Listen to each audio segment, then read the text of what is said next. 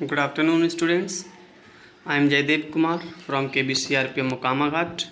I am presenting here with you once again to discuss our next topic, concept of investment multiplier and its mechanism. Means investment multiplayer क्या है? Multiplayer को students Hindi में गुणक कहते हैं. थोड़ा tough हो जाएगा तो इसको बार बार हम जब भी बोलेंगे तो इन्वेस्टमेंट मल्टीप्लेयर ही बोलेंगे. ठीक है, तो इस वीडियो में हम स्टूडेंट इन्वेस्टमेंट मल्टीप्लेयर के कॉन्सेप्ट को सीखेंगे. साथ ही साथ ये इन्वेस्टमेंट मल्टीप्लेयर किस तरह से काम करता है, किस तरह से प्रोसेस करता है, इसका मैकेनिज्म क्या है, इसको भी डिस्कस करेंगे. ओके, तो स्टूडेंट्स मैं आपको इन्वेस्टमेंट मल्टीप्लेयर का कॉन्सेप्ट डिस्कस करने से पहले कुछ बेसिक चीज़ें बता देना चाहता हूँ. आपके साथ मैं कुछ फैक्ट्स डिस्कस करने वाला हूँ, उनको आप ध्यान से पढ़ेंगे, ध्यान से समझेंगे. अगर ये दो फैक्ट जो मैं आपको बताने वाला हूँ अगर आपके क्लियर कॉन्सेप्ट हो गए तो आपको इन्वेस्टमेंट मल्टीप्लेयर को पढ़ने में कोई प्रॉब्लम नहीं होगी. ओके, देखिए स्टूडेंट, हम प्रीवियस वीडियोज़ में डिस्कस कर चुके हैं कि AD is equal to C plus I होता है. AD is equal to C plus I होता है. क्लियर है? अब देखिए, अगर आपको AD में कोई चेंज करना हो या AD में कोई चेंज हो जाए, AD इंक्रीज कर जाए या AD डिक्रीज कर जाए, तो ये किस रीजन से हुआ होगा? या मैं आपसे पूछता हूँ, अगर आपको AD इंक्रीज करना है तो AD को इंक्रीज करने के लिए आपको क्या करना पड़ेगा? या तो C को इंक्रीज करना पड़ेगा या फिर इन्वेस्टमेंट यानी I को इंक्रीज करना पड़ेगा. क्यों? क्योंकि C और I का ही सम क्या है? एग्रीगेट डिमांड है. और एग्रीगेट डिमांड यानी AD में कोई चेंज होगा तो वो या तो C में चेंज होने की वजह से होगा या फिर I में चेंज होने की वजह से होगा. समझ गए? ठीक है, तो यहाँ देखिए, if some changes happened in I, चूँकि हम यहाँ इन्वेस्टमेंट मल्टीप्लेयर को पढ़ रहे हैं तो अभी हम यहाँ पर क्या मानेंगे कि जो हमारा AD में चेंज आता है वो C कांस्टेंट होने की है और जो भी चेंज आता है वो इन्वेस्टमेंट में चेंज होने की वजह से AD में चेंज आता है. अगर इन्वेस्टमेंट इंक्रीज कर जाता है तो AD इंक्रीज कर जाएगा और इन्वेस्टमेंट डिक्रीज कर जाता है तो AD भी क्या होगा? डिक्रीज कर जाएगा. क्लियर? तो वही देखिए यहाँ लिखा है, if some change happened in I then AD increased. Okay, यानी AD इंक्रीज. अगर इन्वेस्टमेंट हम जानते हैं स्टूडेंट, यहाँ देखिए AD is equal to C plus I है. अब यहाँ लिखा है इफ सम चेंज हैपेंड, अगर कोई चेंज होता है किसमें? I में. चेंज को हम डेल्टा से लिखते हैं और I में ये चेंज होना है तो ये क्या हो जाएगा? Delta I. यानी C प्लस आई में डेल्टा I जो इंड्यूस्ड इन्वेस्टमेंट होगा यानी डेल्टा I इंक्रीज कर जाता है तो AD भी क्या करेगी? इंक्रीज कर जाएगी. कैसे? क्योंकि AD इज इक्वल टू क्या था? C plus I. तो ये दोनों वैल्यू कांस्टेंट है लेकिन डेल्टा I और इसमें ऐड हो गया. मान लीजिए C 50 है, ठीक है, मानते हैं हम यहाँ पर C कितना है? 100 है, I है 150, तो AD कितना हुआ स्टूडेंट्स? 150. क्लियर? अगर हम कहते हैं कि डेल्टा I चेंज होता है, इन्वेस्टमेंट में कुछ इंक्रीज हो जाता है, मान लीजिए ये इंक्रीजिंग वैल्यू 50 है, तो इस 50 के इंक्रीज हो जाने की वजह से AD कितना हो जाएगा स्टूडेंट? अब 200 हो जाएगा. यानी जब भी इन्वेस्टमेंट में कोई चेंज होता है तो ये चेंज हमें एडी में देखने को मिलता है। अगर इन्वेस्टमेंट बढ़ता है तो वैल्यू ऑफ एडी बढ़ जाएगी, और अगर इन्वेस्टमेंट घटता है तो वैल्यू ऑफ एडी घट जाएगी, डिक्रीज हो जाएगी। क्लियर? यहाँ पर देखिए मैंने ये न्यूमेरिक वैल्यूज से एग्जाम्पल को दिया भी है। यहाँ देखिए पहले हमने लिखा A D is equal to C plus I, तो ए डी कितना था 150, जिसमें सी कितना था 100 और आई कितना था 50। इसके बाद हमने एज्यूम किया if delta I is equal to 50, तो 100 कंजम्पशन यानी C, 50 I and 50 delta I is equal to 200, यानी एग्रीगेट डिमांड इंक्रीज हो गया। ठीक है स्टूडेंट, अब जो हमने डेल्टा आई से एग्रीगेट डिमांड में चेंज देखा, इस चेंज को हम इस डायग्राम पर शो करते हैं। ठीक है, हम मानते हैं पहले इस वैल्यू को ले लेते हैं 100 C plus 50 I is equal to 150 A D. ठीक है, तो यहाँ देखिए पहला क्या है, A D is equal to C plus I. ठीक है, और ये ए डी यहाँ कितना है, हम मानते हैं 150। ठीक है, और ये 150 का A D A S curve, जो वाई कर्व ओ वाई आपको ये दिया हुआ है, ये कर्व ए डी को पॉइंट यहाँ पर इंटरसेक्ट करता है। ठीक है, मान लेते हैं ये पॉइंट क्या है, ए है, और ए पॉइंट पर ए डी ए एस को या ओ वाई कर्व को पॉइंट ए पर इंटरसेक्ट करता है। तो इस पॉइंट पर क्या होगा, A D is equal to A S होगा, और यही पॉइंट क्या होगा स्टूडेंट, हमारा इक्विलिब्रियम का पॉइंट होगा। ठीक है, और यहाँ पर वैल्यू ऑफ आउटपुट कितनी होगी स्टूडेंट, इस पॉइंट पर जो ए पॉइंट है यहाँ A D is equal to A S है, A D is equal to A S है, तो A D is equal to A S है, तो यही क्या होगा, इक्विलिब्रियम पॉइंट होगा। और इसी इक्विलिब्रियम पॉइंट पर जो आउटपुट होगा वही इक्विलिब्रियम आउटपुट होगा, जो कितना है, ओ बाई 1 है। क्लियर? अब देखिए डेल्टा आई के बराबर इन्वेस्टमेंट बढ़ जाता है, जो यहाँ देखिए ग्रीन पेन से यहाँ लिखा हुआ है डेल्टा आई इंक्रीज कर जाता है, जो यहाँ पर न्यूमेरिक वैल्यू हमने 50 लिया है। तो ये जो वैल्यू है ये 150 एडी की है। ये जो रेड से एडी बनाया है स्टूडेंट, ये क्या है, AD is equal to C plus I है, जबकि ग्रीन पेन से जो एडी बना है वो क्या है, वो AD is equal to C plus I plus delta I है, जिसकी वैल्यू 200 है।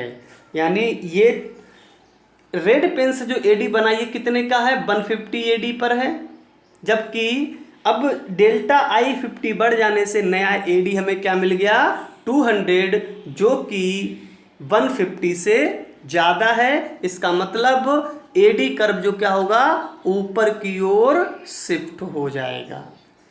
ठीक है, और शिफ्ट होकर हमें नया एडी कर्व जो मिलेगा वो एडी कर्व क्या होगा, A D is equal to C plus I plus delta I होगा, जो ओ वाई कर्व को यानी ए एस सप्लाई कर्व को, एग्रीगेट सप्लाई कर्व को पॉइंट बी पर, यहाँ पर पॉइंट बी पर इंटरसेक्ट करेगा, और यही पॉइंट नया जहाँ पर दोनों A D A S intersect करेंगे वही क्या होगा, हमारा इक्विलिब्रियम पॉइंट होगा, क्योंकि अब बी पॉइंट पर A D is equal to A S होगा, A D is equal to A S होगा, और इस पॉइंट पर जो भी वैल्यू ऑफ आउटपुट होगा, इक्विलिब्रियम इनकम होगी, वही इक्विलिब्रियम इनकम होगी, वैल्यू ऑफ आउटपुट होगी, जो बी पॉइंट पर कितनी होगी, ओ बाई 2 के बराबर होगी। यानी अब हमारा नई लेवल ऑफ इनकम क्या होगा, इस डिस्टेंस के बराबर होगा, जबकि जब A D is equal to C plus I था उस समय हमारा वैल्यू ऑफ इनकम कितना था, इस डिस्टेंस के बराबर था, O/1 था। तो देखेंगे, तो अगर हम AD is equal to C+I के लेवल पर इनकम देखें तो O/1 होगा, और अगर हम AD is equal to C+I plus delta I को देखें तो नया इनकम लेवल क्या होगा, O/2 होगा। और दोनों का अगर हम कंपैरिजन करें तो हम देखेंगे O/2 is greater than O/1, यानी एग्रीगेट डिमांड बढ़ जाने से जो नया हमें इनकम लेवल मिला है, इक्विलिब्रियम इनकम लेवल मिला है, वो पहले के इक्विलिब्रियम इनकम लेवल की कंपैरेटिवली कम है। इसका मतलब स्टूडेंट्स क्लियर है कि जब भी इन्वेस्टमेंट बढ़ेगा, ये क्या करेगा, जब भी इन्वेस्टमेंट में इंक्रीज होगा तो ये क्या करेगा, ये एग्रीगेट डिमांड को इंक्रीज करेगा, और जब भी एग्रीगेट डिमांड इंक्रीज करेगी तो ये लेवल ऑफ इनकम को इंक्रीज कर देगा। Clear students? पहला पॉइंट, पहला फैक्ट मैंने आपको बताया कि जब भी C या I, क्योंकि AD is equal to C+I है, तो चाहे C की वैल्यू बढ़ जाए, चाहे I की वैल्यू बढ़ जाए, चाहे कंजम्पशन बढ़े या इन्वेस्टमेंट बढ़े, दोनों के ही चेंज होने से एग्रीगेट डिमांड बढ़ जाता है, चेंज हो जाएगा। और जैसे ही एग्रीगेट डिमांड बढ़ेगा क्या होगा, इसका रिजल्ट इनकम लेवल भी बढ़ जाएगा। अगर C और I की वैल्यू घट जाती है, ऐसी सिचुएशन में AD की वैल्यू घट जाएगी, रिजल्ट क्या होगा, लेवल ऑफ इनकम भी घट जाएगा। Clear student? तो यहाँ पर एक चीज़ आपको क्लियर हो जानी चाहिए कि अगर इन्वेस्टमेंट इंक्रीज करता है तो वो इन्वेस्टमेंट लेवल ऑफ इनकम को इंक्रीज कर देगा। क्लियर चीज़? अगर कोई डाउट हो तो मुझसे पूछिएगा। अब हम दूसरे फैक्ट की ओर चलते हैं। ठीक है, पहला फैक्ट हो गया कि if investment is will increase,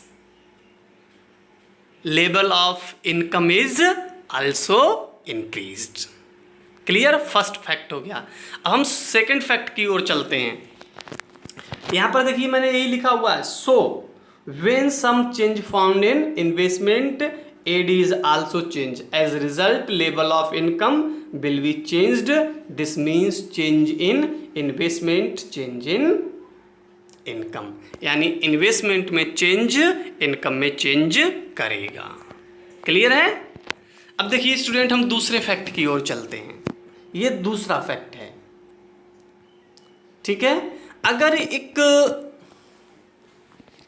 यहाँ पर दूसरा फैक्ट बताने के लिए मैं आपके सामने दो एजम्पशन रखूँगा। पहली एजम्पशन कि एक्सपेंडिचर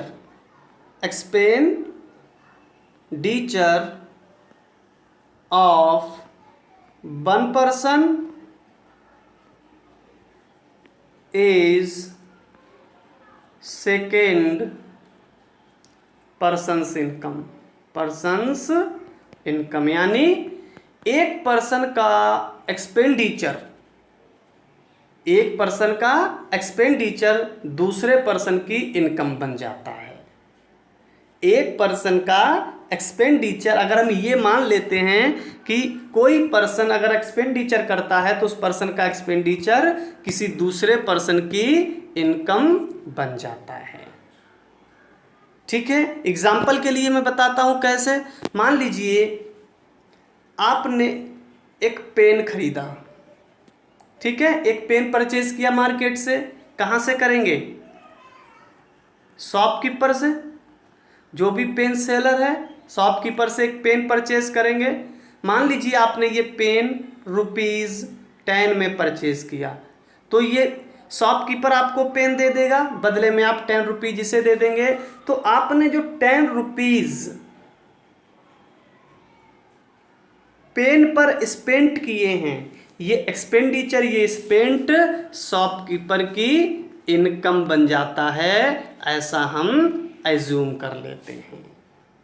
ठीक है, पहली एजम्पशन हो गई कि एक पर्सन यानी आपका एक्सपेंडिचर था, शॉपकीपर की वो इनकम बन गया, यानी आपने 10 रुपए खर्च किए तो वही 10 रुपए दूसरे पर्सन की इनकम बन गए। अब ये शॉपकीपर क्या करेगा, जो आपने शॉपकीपर को 10 रुपए दिए हैं, शॉपकीपर को 10 रुपए दिए, ये इसका क्या था, इनकम था।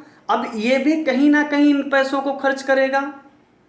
मान लीजिए इसने ये 10 रुपए कंपनी को दे दिए और बदले में उससे और पेन खरीद लिए, तो आपने जो स्पेंड किया वो 10 रुपए किसकी इनकम बने, शॉपकीपर की। अब ये शॉपकीपर भी ये 10 रुपए खर्च करेगा तो ये किसकी इनकम बन जाएंगे स्टूडेंट, कंपनी की। यानी आपका एक्सपेंडिचर शॉपकीपर की इनकम बन गया, शॉपकीपर का एक्सपेंडिचर कंपनी का इनकम बन गया।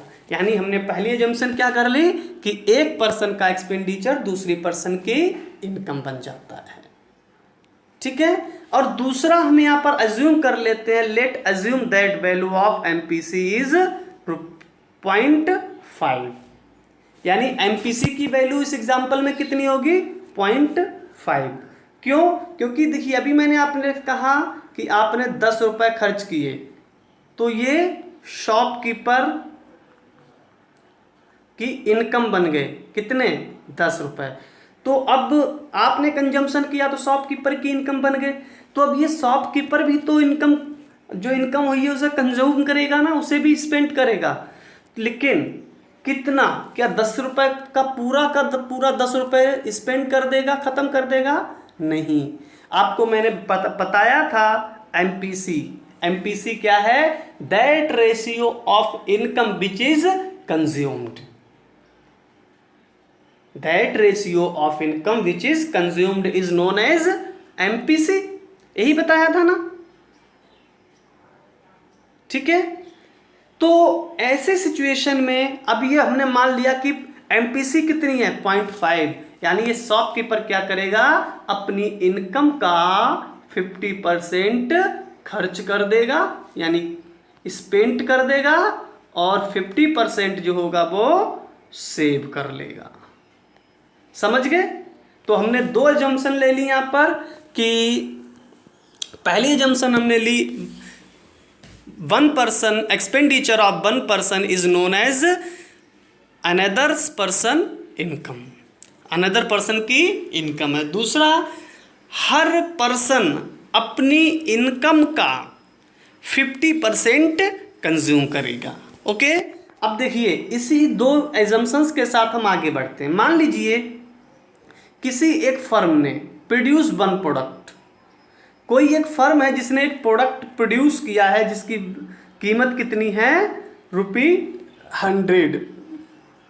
तो ये दो जो 100 रुपए इनकम रखी है, ये कैसे रखी है, मैंने आपको बताया कि फर्म कुछ प्रोड्यूस करती है तो लेबर को बेच देती है, कैपिटल को इंटरेस्ट देती है, ठीक है, साथ ही साथ लैंड जो यूज करता है उसके लिए रेंट देती है और अपना प्रॉफिट लगा लेती है। ये चारों क्या हैं स्टूडेंट, फैक्टर इनकम है। और ये फैक्टर इनकम में ही ये जितने फैक्टर परचेज करता है इनको क्या कहा जाता है स्टूडेंट, इन्वेस्टमेंट कहा जाता है। और ये चारों को जो भी पेमेंट किया गया वही क्या होता है स्टूडेंट, प्राइस होता है। तो ये जो 100 रुपीज प्राइस है इस प्रोडक्ट का, ये क्या है, इन्वेस्टमेंट है, यानी हम कह सकते हैं ये फैक्टर कॉस्ट है, जिसे हम दूसरा नाम देते हैं फैक्टर इनकम। यानी एक फर्म ने 100 रुपीज का इन्वेस्टमेंट किया है जिससे उसने एक प्रोडक्ट तैयार किया, इस प्रोडक्ट की प्राइस कितना है 100।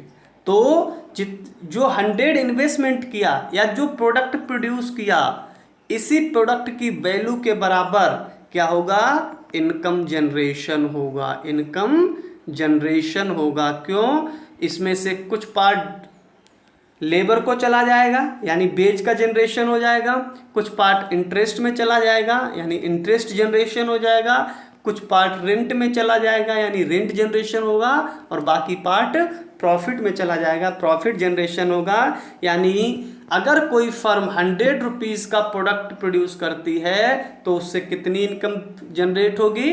100 जनरेट होगी। यानी इनकम, इन्वेस्टमेंट कितना हुआ? 100 का, तो इनकम कितनी बढ़ गई?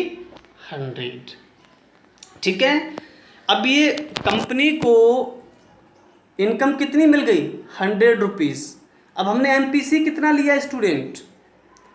ये जो पहले, उससे थोड़ा पहले और एक चीज़ डिस्कस कर दूं मैं आपसे, जो इन कंपनी ने प्रोडक्ट को 100 रुपीज़ का प्रोडक्ट प्रोड्यूस किया, ठीक है, तो इसने किसे बेचा होगा? ये कंज्यूमर को, कंज्यूमर को बेचा ना।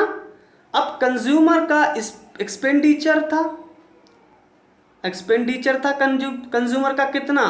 100। यही तो कंजम्पशन होगा इसका, एक्सपेंडिचर। तो यही 100, हमने कहा एक पर्सन का एक्सपेंडिचर दूसरे की इनकम बनेगा। तो एक्सपेंडिचर किसका था? कंज्यूमर का। तो ये इनकम किसकी बन गई? फर्म की। तो ये 100 रुपीज़ इनकम किसकी बन गई? फर्म की। अब फर्म, क्योंकि एमपीसी 0.5 हमने लिया है, एमपीसी क्या लिया है? 0.5 लिया है। तो ये फर्म क्या करेगी? अपनी इनकम का 50% स्पेंड कर देगी, खर्च कर देगी। और जैसे ही ये 50% स्पेंड करेगी, मान लीजिए स्टेप 2 में आते हैं, तो ये 50% स्पेंड कर देता है ये, ठीक है, ये 50% स्पेंड किया। तो कंपनी अब जो एक्सपेंडिचर करेगी, कंपनी ने जो भी एक्सपेंडिचर करेगी, ये कंपनी का एक्सपेंडिचर किसी दूसरे पर्सन की इनकम बन जाएगा। यानी ये अब इनकम किसकी बन गया? किसी सेकंड पर्सन की इनकम बन जाएगा। और जब ये ही सेकंड पर्सन की इनकम बनेगा, तो वो भी अपनी इनकम का 50% खर्च करेगा। तो 50 का 50% कितना होगा? 25। यानी अब ये स्टेप 2 पर जो 50 इनकम जनरेशन हुआ है, नेक्स्ट स्टेप 3 में यही थर्ड पर्सन की इनकम बनेगा, और वो अपनी इनकम यानी 50 का 50% एक्सपेंडिचर करेगा, यानी कंजम्पशन कर लेगा, जो 50% होगा। ठीक है, तो ये कितना हो जाएगा? 25 होगा। ठीक है। अब यही जो थर्ड पर्सन ने जो कंजम्पशन किया, एक्सपेंडिचर किया 25, ये किसी फोर्थ पर्सन की इनकम बनेगा, और वो फोर्थ पर्सन अपनी इनकम का 50% खर्च करेगा। तो उसकी 50%, 25 का 50% 12.5 होगा। यानी अब ये फोर्थ पर्सन अपनी इनकम में से 12.5 खर्च कर देगा, बाकी बचा लेगा। ये प्रोसेस तब तक चलती रहेगी स्टूडेंट, जब तक 100 + 50 + 25 + 12.5 डॉट डॉट डॉट, ये मिलकर जब इनका टोटल 200 ना आ जाए, तब तक ये प्रोसेस चलती रहेगी। तो इन्वेस्टमेंट कितना बड़ा है स्टूडेंट? अगर एग्जाम्पल में देखें 100, जबकि टोटल इनकम कितनी बढ़ गई? 200। मैंने कहा कब तक ये प्रोसेस चलती रहेगी? जब तक इन सब का टोटल, जब तक इन सब का टोटल, जब तक 200 ना हो जाए। ठीक है। तो देखिए स्टूडेंट्स, अगर हम इस एग्जाम्पल में देखें तो इन्वेस्टमेंट की वैल्यू कितनी थी? 100। ठीक है। कितना इन्वेस्टमेंट किया गया फर्म से? 100। और इस 100 इन्वेस्टमेंट हुआ, तो इसका मतलब क्या था? अभी आपको फर्स्ट कंडीशन में मैंने बताया था कि इनकम क्या करेगी? इंक्रीज कर जाएगी। तो आप अगर इसमें देखें, इन्वेस्टमेंट हुआ 100 का और इनकम इंक्रीज करके कितना हो गया? 200। ठीक है। क्यों? क्योंकि हमने एमपीसी की वैल्यू कितनी ली थी? यहाँ पर 0.5 ली थी। अगर हम एमपीसी की वैल्यू और ज़्यादा ले लेते, तो इस 100 इन्वेस्टमेंट होने के बाद इनकम और ज़्यादा इंक्रीज कर जाती है। ठीक है, तो पहली चीज़ स्टूडेंट हम लोगों ने सीखा कि जब भी इन्वेस्टमेंट बढ़ता है तो इन लेवल ऑफ इनकम बढ़ जाता है। दूसरी चीज़ हमने यहाँ पर अभी सेकंड कंडीशन जो अभी डिस्कस की, इसमें हमने देखा कि जो इन्वेस्टमेंट होने के बाद जो इनकम इंक्रीज करती, इन्वेस्टमेंट होने के बाद जो इनकम इंक्रीज करता है स्टूडेंट्स, वो इनकम इन्वेस्टमेंट के मल्टीपल टाइम बढ़ जाती है। 1-2 गुना बढ़ सकती है, 3 गुना बढ़ सकती है, 4 गुना बढ़ सकती है, 10 गुना भी बढ़ सकती है। कितने टाइम बढ़ेगी ये डिपेंड करेगा कि वैल्यू ऑफ एमपीसी कितना है।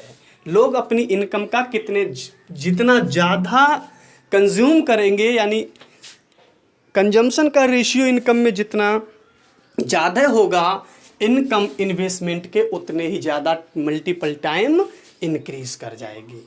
क्लियर है चीज़? तो 2 चीज़ें मैंने आपको बेसिक फैक्ट में बताई जो कॉन्सेप्ट ऑफ मल्टीप्लेयर का पार्ट तो नहीं है, लेकिन उसके बेसिक फैक्ट हैं। पहला फैक्ट कि जब भी इन्वेस्टमेंट बढ़ेगा इनकम भी इंक्रीज कर जाएगी। दूसरा फैक्ट, इन्वेस्टमेंट के बढ़ने के बाद जो इनकम बढ़ती है, ये बढ़ी हुई इनकम इन्वेस्टमेंट की वैल्यू के मल्टीपल टाइम होती है। क्लियर है? कितने मल्टीपल होगी ये डिपेंड करेगा वैल्यू ऑफ एमपीसी कितना है। क्लियर है? तो जब भी इन्वेस्टमेंट बढ़ता है तो ये इनकम को मल्टीपल टाइम इंक्रीज कर देता है। हम लोगों ने इन 2 फैक्ट से ये चीज़ डिस्कस कर ली है। अब क्वेश्चन आता है कि हाउ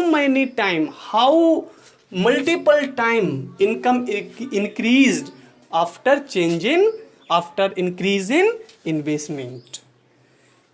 अगर हम ये जानना चाहें कि इन्वेस्टमेंट के बढ़ने के बाद इनकम कितने टाइम्स बढ़ जाएगी, तो हम इस चीज़ को जानने के लिए, मल्टीपल टाइम्स को जानने के लिए इन्वेस्टमेंट मल्टीप्लेयर के कॉन्सेप्ट का यूज़ करते हैं।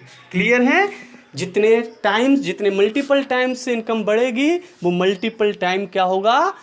मल्टीप्लेयर होगा, इन्वेस्टमेंट मल्टीप्लेयर होगा।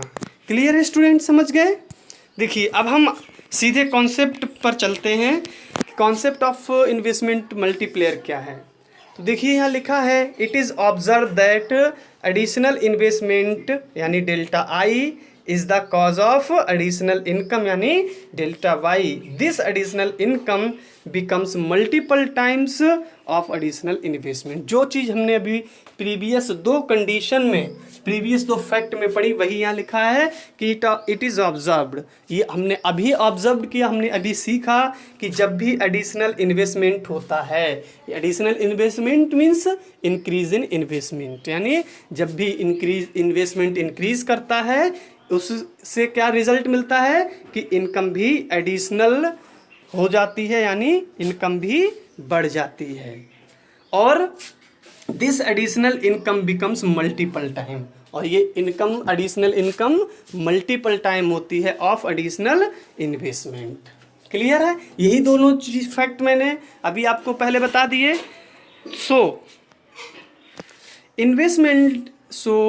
इन्वेस्टमेंट मल्टीप्लेयर या इन्वेस्टमेंट मल्टीप्लेयर को के से डिनोट किया जाता है स्टूडेंट, कैपिटल के से डिनोट करते हैं।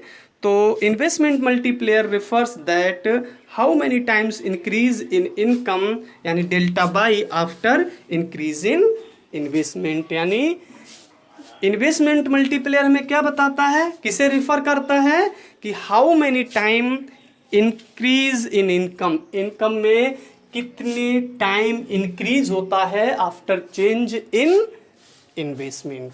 जितने टाइम चेंज होगा वही क्या कहलाएगा स्टूडेंट? मल्टीप्लेयर या इन्वेस्टमेंट मल्टीप्लेयर कहलाएगा। ओके, यानी जो इनकम बढ़ेगी, हाउ मैनी टाइम्स, यही क्या है? ये इन्वेस्टमेंट मल्टीप्लेयर है यानी के है। तो हम जानते हैं कि जब भी इन्वेस्टमेंट बढ़ेगा इनकम कितने टाइम बढ़ जाएगी, के टाइम इंक्रीज हो जाएगी। अगर के की वैल्यू 5 आई तो इनकम कितनी बढ़ेगी, 5 टाइम्स बढ़ जाएगी। के की वैल्यू 4 आती है तो इनकम कितना बढ़ जाएगी, 4 टाइम बढ़ जाएगी। अगर के की वैल्यू 3 आती है तो इनकम कितने टाइम्स बढ़ जाएगी, 3 टाइम्स बढ़ जाएगी। तो हम जानते हैं कि इन्वेस्टमेंट में इंक्रीज होने के बाद चेंज इन इनकम यानी डेल्टा बाई कितना होगा, इन्वेस्टमेंट के टाइम होगा। ठीक है, एक एग्जाम्पल से समझिए इसे। मान लीजिए डेल्टा आई 100 है, डेल्टा आई कितना है, 100 है, और के की वैल्यू हमें पता चल जाती है कि 5 है। तो डेल्टा वाई कितना बढ़ेगा स्टूडेंट, इन्वेस्टमेंट के 5 टाइम यानी 5 गुना बढ़ जाएगा। तो हम क्या करेंगे, 100 इंटू 5 यानी डेल्टा वाई की वैल्यू 500 होगी। और ये कैसे निकाली हमने डेल्टा आई को के से मल्टीप्लाई कर दिया, के से मल्टीप्लाई कर दिया। तो देखिए स्टूडेंट, यही लिखा हुआ है यहाँ पर, delta Y is equal to delta I into K, यानी डेल्टा बाई में होने वाला चेंज इन्वेस्टमेंट के टाइम होगा। इसे अगर हम और सॉल्व करें तो हम देखेंगे